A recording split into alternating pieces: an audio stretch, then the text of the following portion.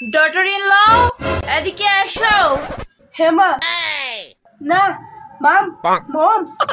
হ্যাঁ বলুন। কি যে বলবো ওটা তো আমার মনেই থাকে না। কি তুমি আবার আমাকে মা ডাকছো? আমি কতবার বলেছি তোমাকে তুমি আমাকে মা ডাকবে না, শুধু বলেছি মম ডাকতে, বুঝেছো?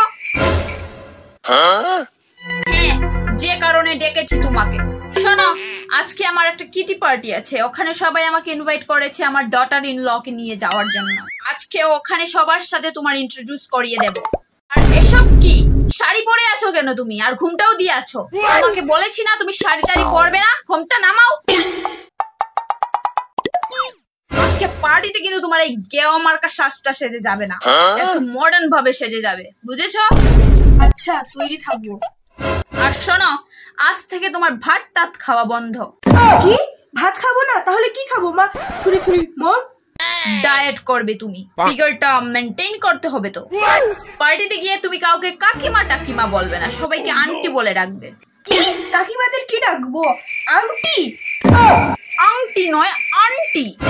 বাদ দাও, আন্টি যদি ডাকতে না পারো ওদের নাম ধরেই ডাকবে। কাকিমাদের নাম ধরে ডাকবো? ওনারা তো আমার গুরুজন, আমার তো পাপ লাগবে।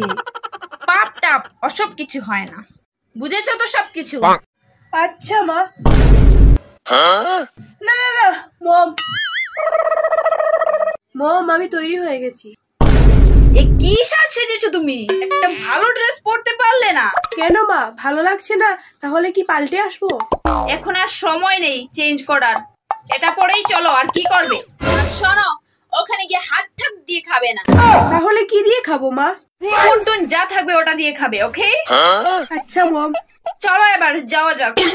এই কি বাড়িতে এসে পড়লাম আমি। শেষে মডেল সাজতে গিয়ে না আমার প্রাণই চলে যায়। যা দেখছি মনে হচ্ছে তো আমি না খেতে পেয়েই মরে যাবো। যাই।